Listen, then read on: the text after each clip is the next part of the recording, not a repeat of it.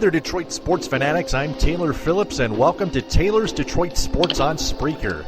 You can also find this and all other episodes of Taylor's Detroit Sports on iHeartRadio. Straight and full Detroit and Michigan sports coverage 100% of the time. If you have any opinions on everything that's going on in the Detroit sports world, call in or send a text message live on the show at 231-429-3668. Also, you can add me on Facebook as Taylor Phillips, online at facebook.com/TaylorGatorPhillips14. Like my Facebook page, Taylor Phillips's Detroit Sports page. Join my Facebook group, Taylor Phillips's Detroit Sports Group. And follow me on Twitter at DT2Phillips with 2 L's.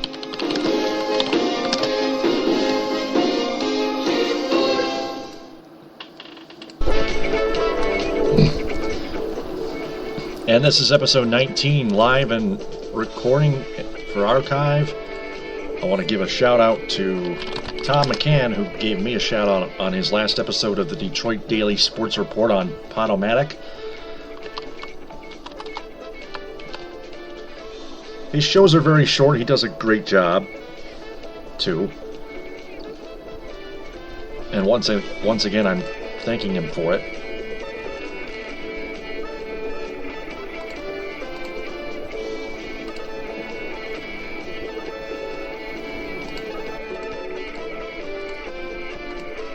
First off, I want to get to the Pistons. They finally scored over 110 points themselves and beat the Pacers 119-109.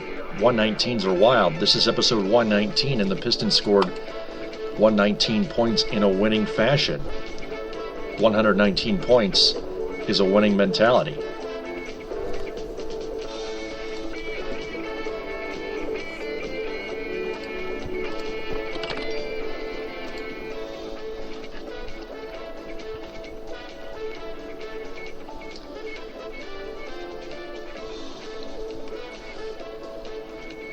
Pistons outscored the Pacers 32-26 in the first quarter and 36-29 in the third quarter.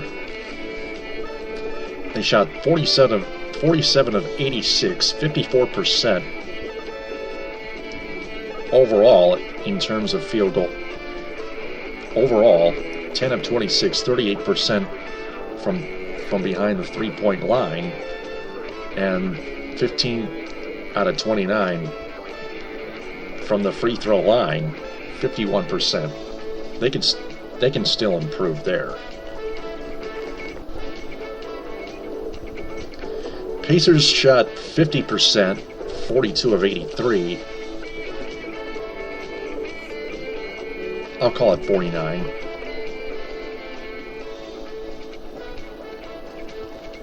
Nine of 20, 45% from three-point land.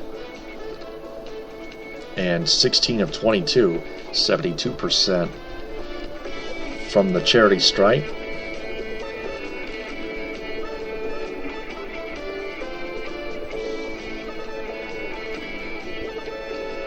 The Pacers out-rebounded the Pistons 44-42. Each team came up with 25 assists. The Pistons came up with 11 steals. The Pacers came up with only 3.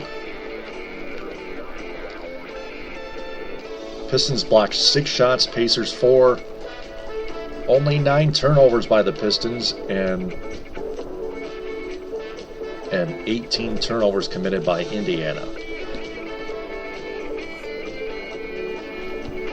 Wow.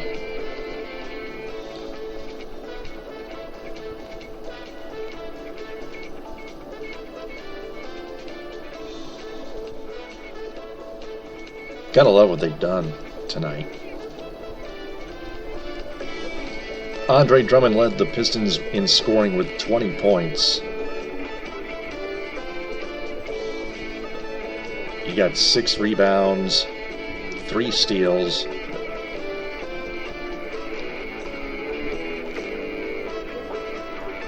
and 1 of the blocks.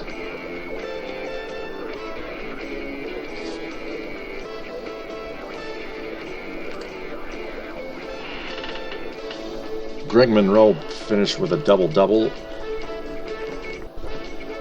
of 19 points and 15 rebounds.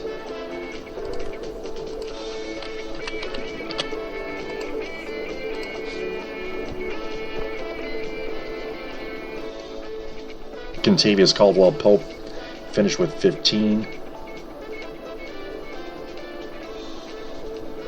points, and Brandon Jennings got himself a double-double with 14 points and 10 assists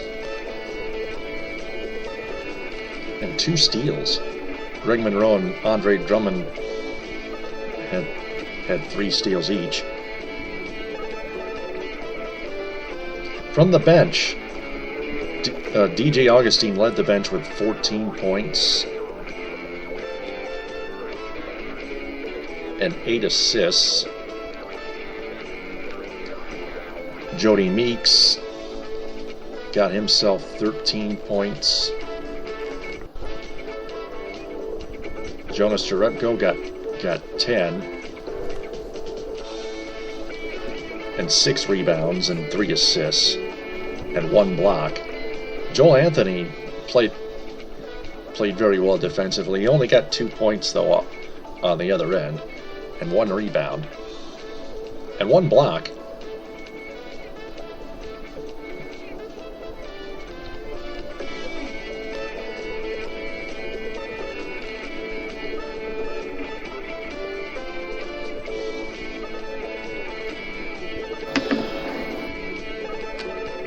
I like how they play defensively in the lane, but still one flaw on their defense. They keep leaving attackers wide open from 3-point land. And the Pacers didn't have much luck from 3-point range. Pistons still kept dishing out 3-point shot opportunities on a silver platter, wide open. That's still a thing the Pistons can improve in, is guard the arc way better.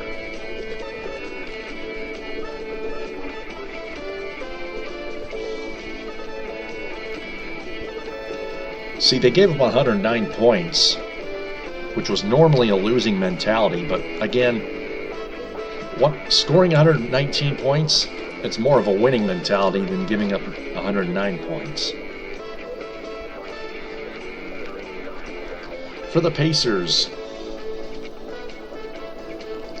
Roy Hibbert led them in scoring with 11 points. West with only 6 points and 11 rebounds. Hill and Watson and Scola each scored 14.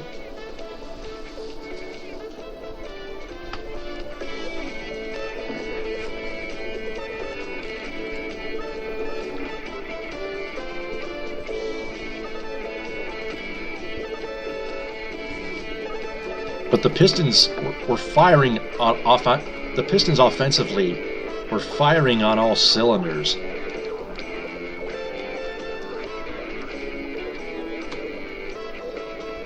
Pistons scored almost 30 points in the second quarter and in the fourth quarter as well. It was more like a slugfest at the Palace.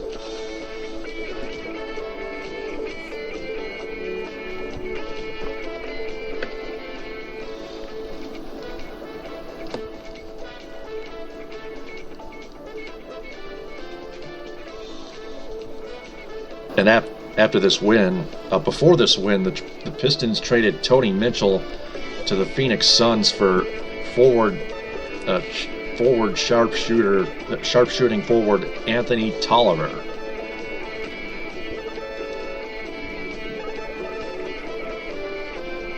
He had to be benched because he was not eligible to play yet. tonight. Will apparently be eligible to play Sunday when the Pistons travel to Cleveland and take on LeBron James and the Cleveland Cavaliers. Kyrie Irving is still playing for the Cavaliers. He's another guy to watch.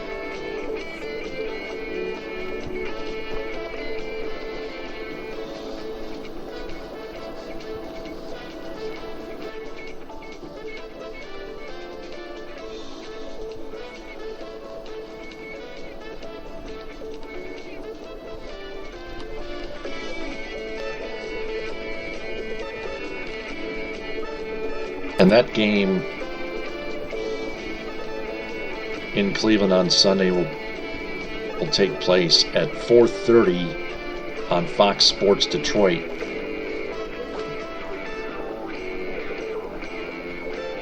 And on Detroit Sports 105.1,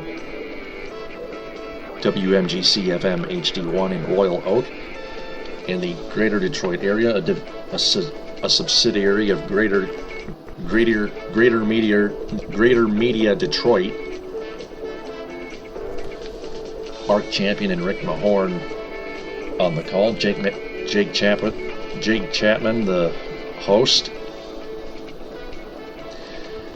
And on TV, George Blaha and Greg Kelser with the call. More importantly, the Pistons won without Josh Smith because they traded him. No, they didn't trade him. They waived Josh Smith.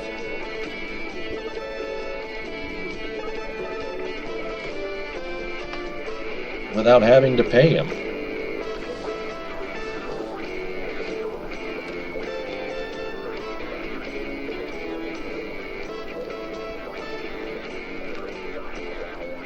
And it does lead them to a better road ahead, a better future. Josh Smith is now signed with the Houston Rockets.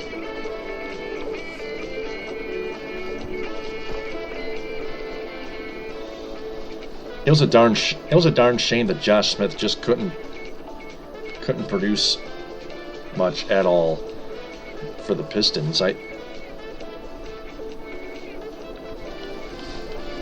Back in the past, he used to be a great three-point shooter before he came to Detroit. But now that he's gone, the Pistons are headed pretty much headed in the right direction.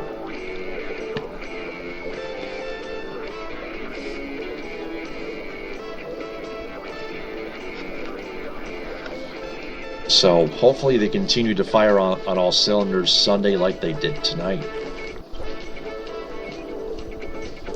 And hopefully they can at least guard the three-point line much better defensively. Because I keep seeing too many Piston defenders in the lane protecting the rim and too many opposing attackers in three-point range begging to shoot a three and hit it.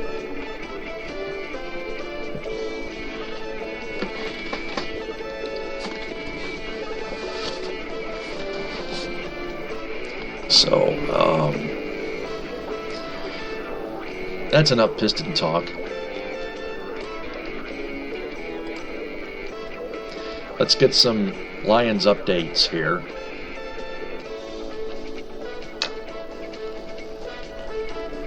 From Tim Twentyman, the senior writer for DetroitLions.com.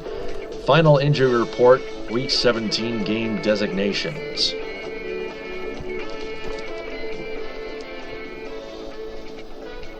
The Detroit Lions head to Green Bay in a showdown for the NFC North Division title Sunday, and will do so in relative good health.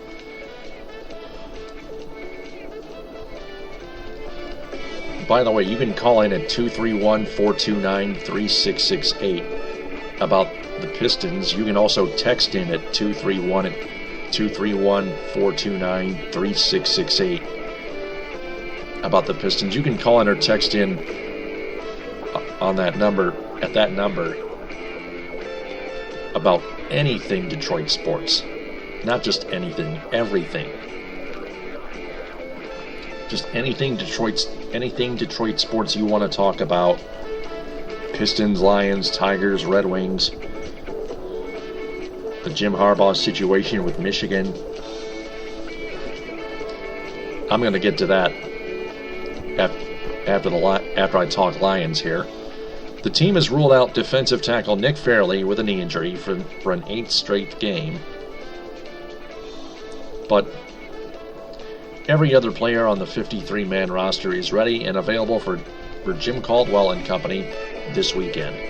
Receiver Calvin Johnson, who missed practice Wednesday because of an ankle injury, returned to the field Thursday in limited fashion and was back to being a full participant on Friday. He's listed as probable. That's good news. More good news. Running back Joyke Bell was limited on Wednesday with an Achilles injury. Ouch. The team's leading rusher was a full participant on both Thursday and Friday. Wow. He too is listed as probable. Bell and Reggie Bush helped the Lions amass 138 rushing yards, a season high, last week in Chicago against the Bears, are expected to be a big part of the game plan against Green Bay's 22nd ranked run defense this weekend. Wow. Let's hope the Lions' running game, especially with their offensive line, can actually take advantage. The Lions' offensive line has been weak most of the season. They got to start pulling more of their weight, pushing and pulling more of their weight against the opposing defensive fronts. The only other player on Friday's injury report for the Lions is reserve cornerback Mohamed Cisse with a hamstring injury, who was also probable after missing last week's game in Chicago due to the injury. Cisse, the number 4 quarterback and key special teams contributor, practiced in full all week. So back to the running game. The Lions' offensive line just needs to start pushing their weight. Try not to hold anybody. Just push the defensive front back. Form holes for the running backs, Joyke Bell, Reggie Bush. And the running backs and tailbacks will have great and longer runs each and every single play.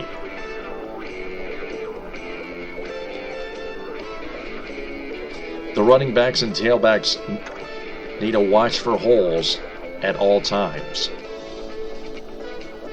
If there aren't any up the middle, they have to go either left or right. Don't just bust up the middle. You got to find an open lane somewhere, whether it's in a hole up the middle or left or off left guard or off right guard.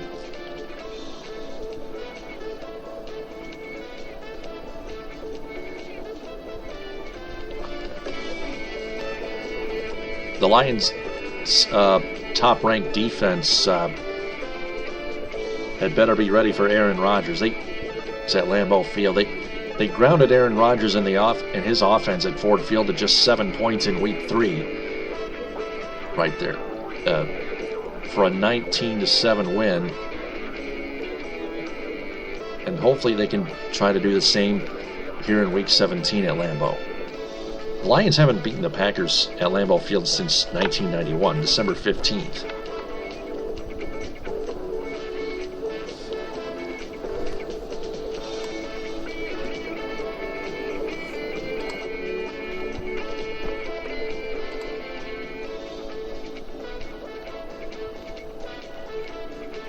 I want to read a quick Golden Tate blog here on DetroitLions.com. We've had a great week of practice. Lions-Packers for the NFC North title. This is why you play the game.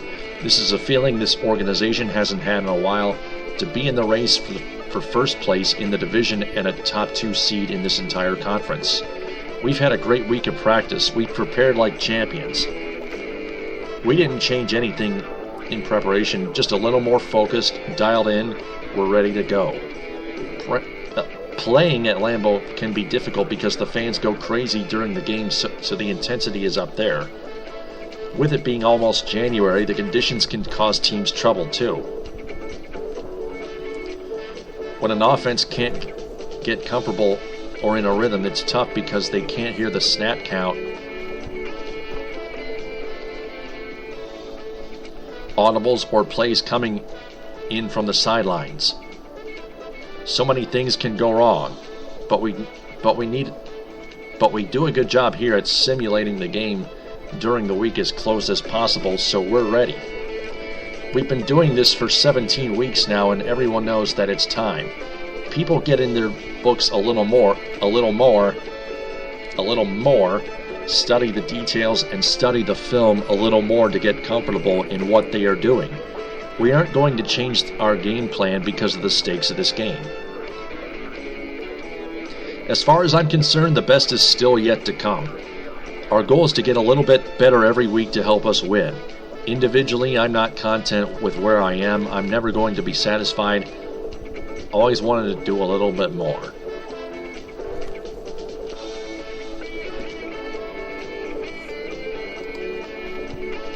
Now there's a blog that I can tweet. That's also a blog that I can share on Facebook and Google+.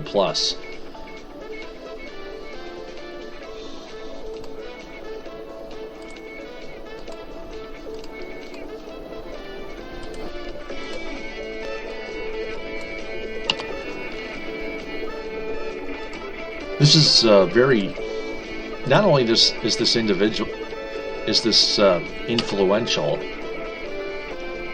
to the players and their fans, the team's fans, but it tells you that the Lions are ready to cripple the Packers at Lambeau Field, to get that particular monkey off their back.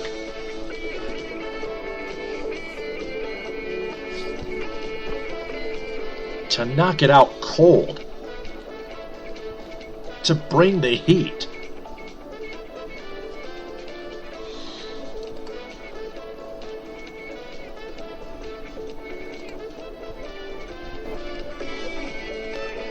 By the way, the Lions and Packers starts at 4:25 on Fox for the NFC North Division Championship. I actually like it personally because I can watch it after work. I work 10 to 3 Sundays.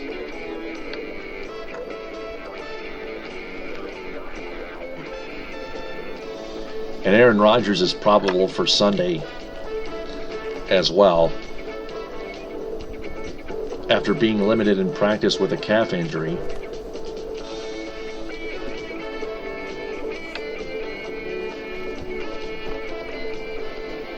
Aaron Rodgers is in for a bit of a surprise.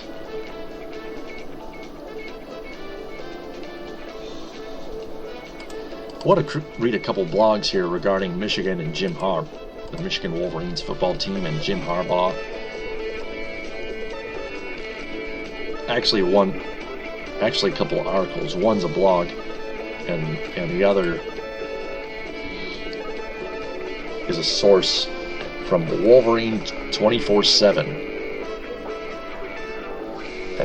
at michigan.247sports.com. Written by Stephen Lorenz of the Michigan Insider. Report: Michigan in San Francisco this weekend. Members of Michigan's athletic department and their search firm will be in San Francisco this weekend as part of the continued pursuit of current San Francisco 49ers head coach Jim Harbaugh, per a report from Bruce Feldman of Fox Sports.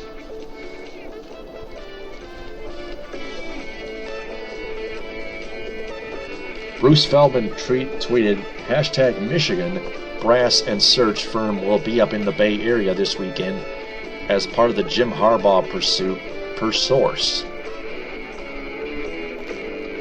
Earlier this week, Wolverine 24/7 insider Steve Lorenz and 24/7 Sports national analyst Steve Wiltfong combined on a report stating that Michigan players were given a strong impression that the athletic department felt good about their top target.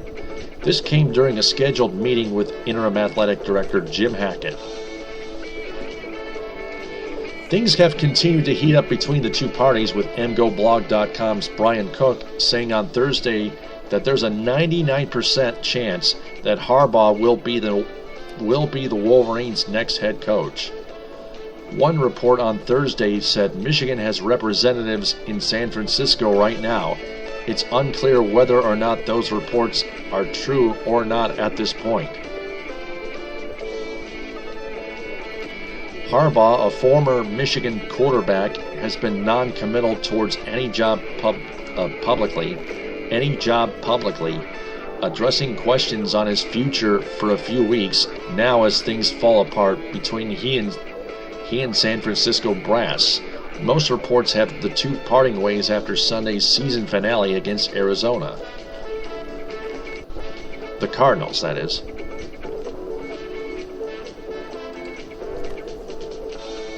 Now the blog from mgoblog.com. Search bits 29 in Roman numerals, : it is happening.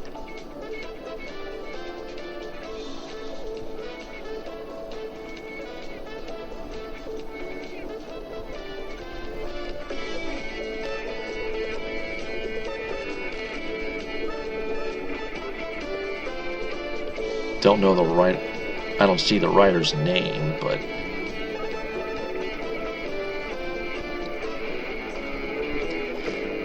anyway, it is happening. Okay, I don't have a picture of a signed contract or word from Harbaugh himself that it's happening, but it's happening. I have not put a number on Harbaugh to Michigan yet, preferring words since it's impossible to put a number on something like this. I'll do this now, 99%.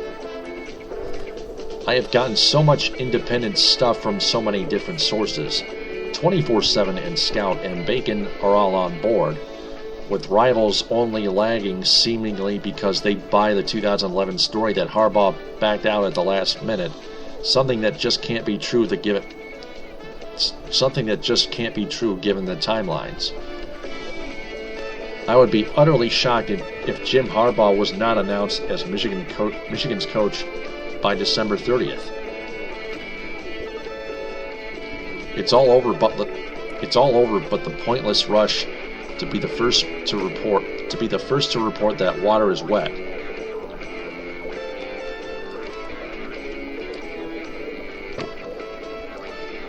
Happening bits. I've heard word that there's a large event on Tuesday night, and that the catering stuff has been asked to keep secret, something that they've never been asked about before. A son of a current coach is telling co-workers that it's happening and his dad is being retained. 1201 South State Street is getting mail addressed like this from NFL compounds, shipped to Coach Jim Harbaugh, University of Michigan, Michigan Stadium, 1201 South Main Street, Ann Arbor, Michigan 48104-3722. I checked the tracking number. It's legit. If I had to guess, I'd bet that's a young go-getter overnighting his resume and interest. Blind hope? Maybe, probably not. More numbers? Webb increments to 80, pending today's 85.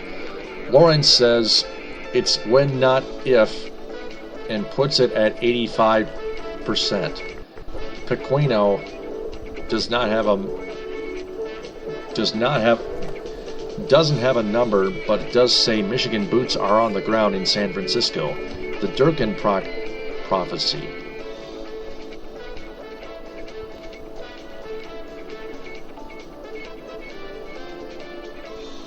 Harbaugh to Michigan is now unofficially official enough that a coaching staff seems to be in the process of being assembled in earnest.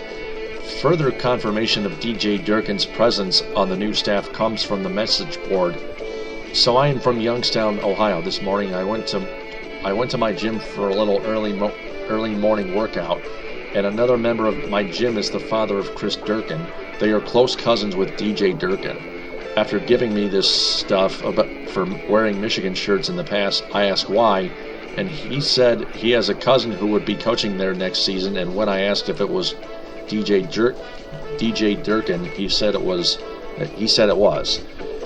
Conversation stopped there, but basically we can infer from this that Harbaugh is coming, and DJ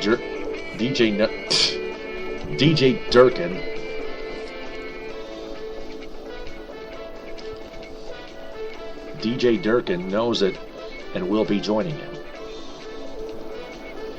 That's a user with only 214 points, but he's a guy who signed up over a year ago, FWIW.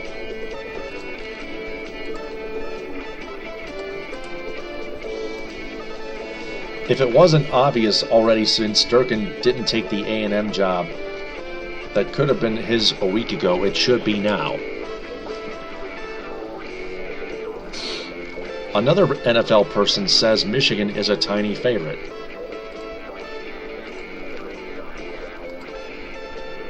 SI's Don Banks runs down the NFL coaching carousel, touching on Harbaugh during the Oakland section. Most league sources I talked to believe it's down to either Oakland or Michigan for Harbaugh, and while his preference is to stay in the NFL, the lure of Ann Arbor and being able to resurrect the struggling program at his alma mater might be too tempting an opportunity to say no to.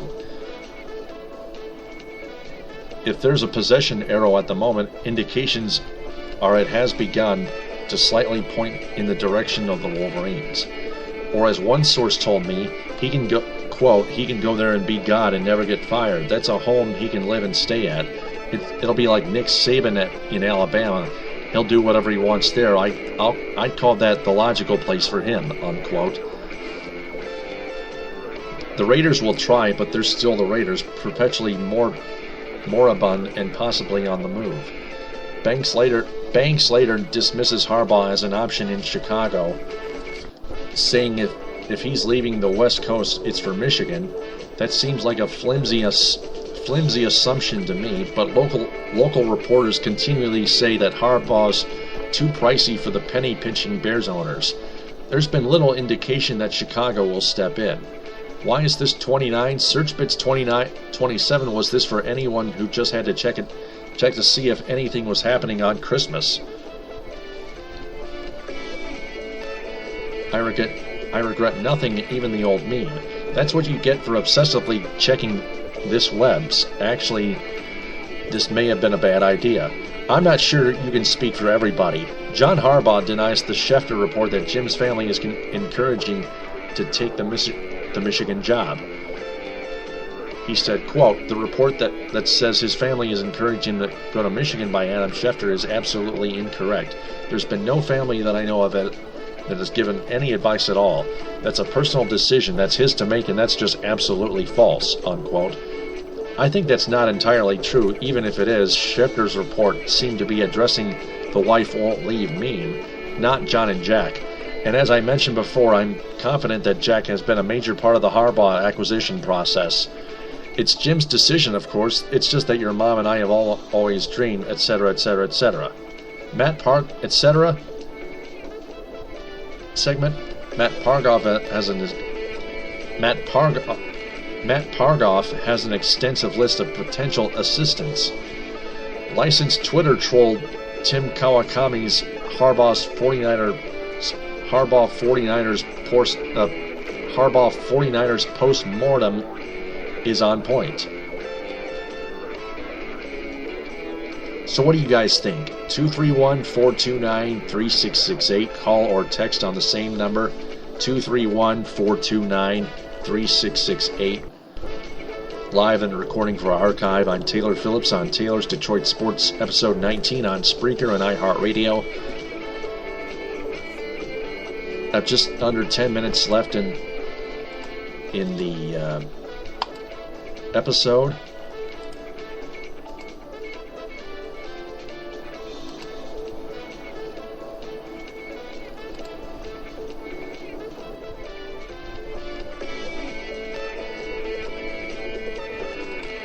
I posted an article from DetroitSportsRag.com or DetroitSportsRag.net on the group Detroit Sports, and done about Max Scherzer, Jeff Moss headlining from DSR, headlining, I changed my mind, ... just signed Max Scherzer already.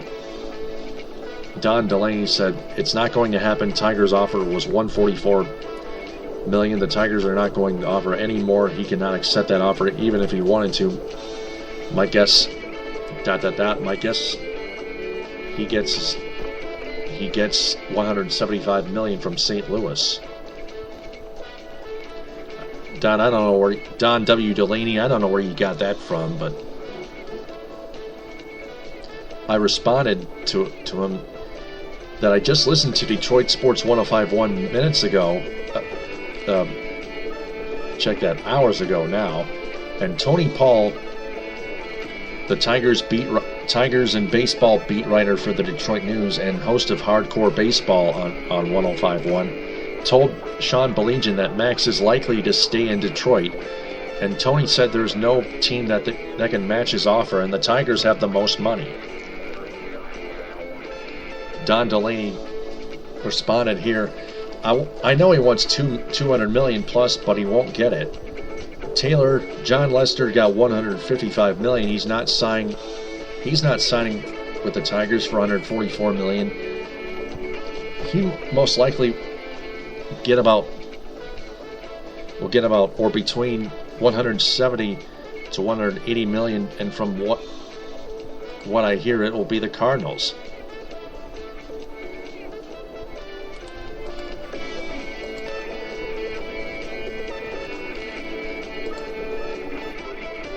He won't, and I responded,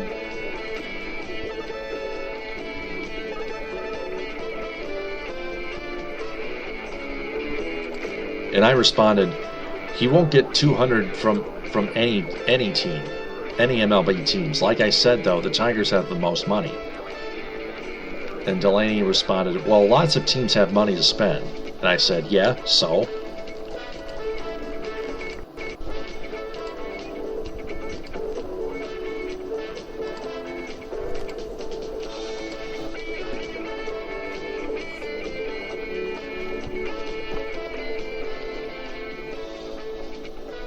Well, Don, I really need to know where you got that 175 St. Louis Cardinals offer from.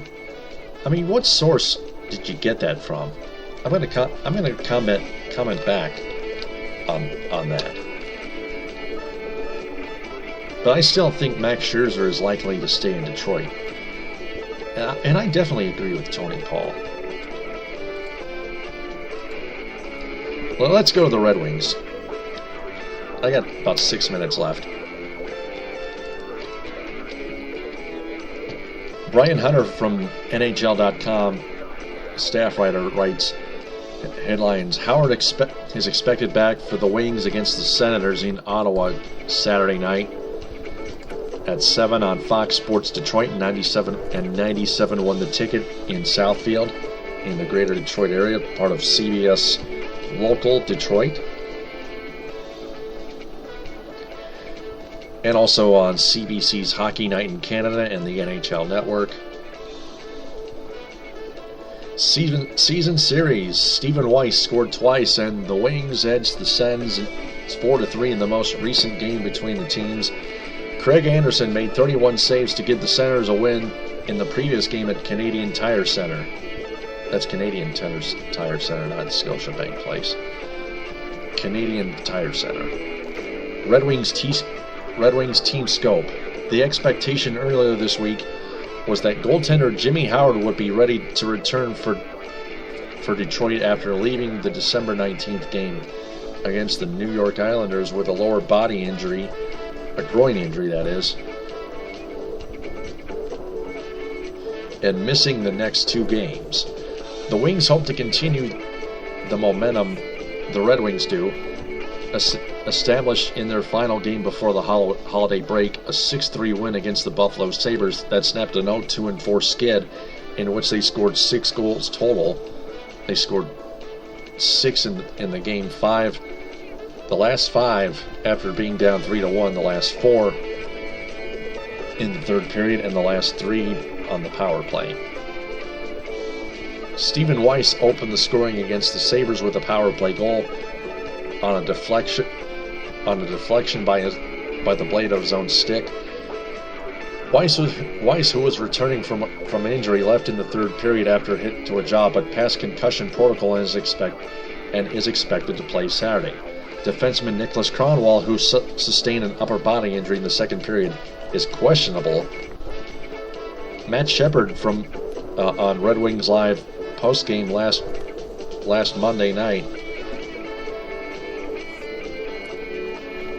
Tuesday night, said Kronwall was good to go. Senators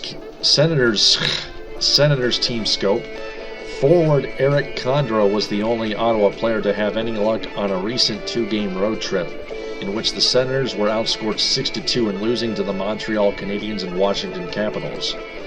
Condra scored shorthanded against the Canadiens and picked up his 3rd goal of the season against the Capitals. 3 minutes left. The Senators are 3-1 since Dave Cameron took over as coach. This will be their third home game with Cameron behind the bench. They come out of the break trailing the Capitals by 6 points for the second wildcard spot in the Eastern Conference. One oddity to this point has been Ottawa's .368 points percentage when it scores first, the lowest in the league. That's strange. However, the Senators have a .467 points percentage when giving up the first goal, tied for 4th best. Wow.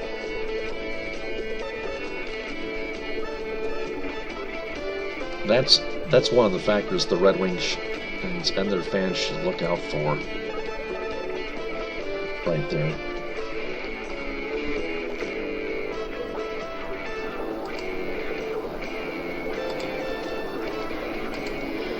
Other NHL news. The Devils have fired head coach Peter DeBoer, and there has been no replacement named at this time. The Wings take on the New Jersey Devils at Joe Louis Arena on New Year's Eve.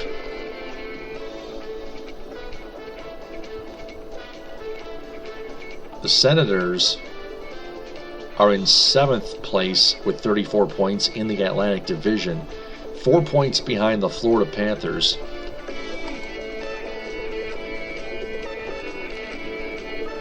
And the Senators are in 6th place in the wild card spot, a tie with the Philadelphia Flyers.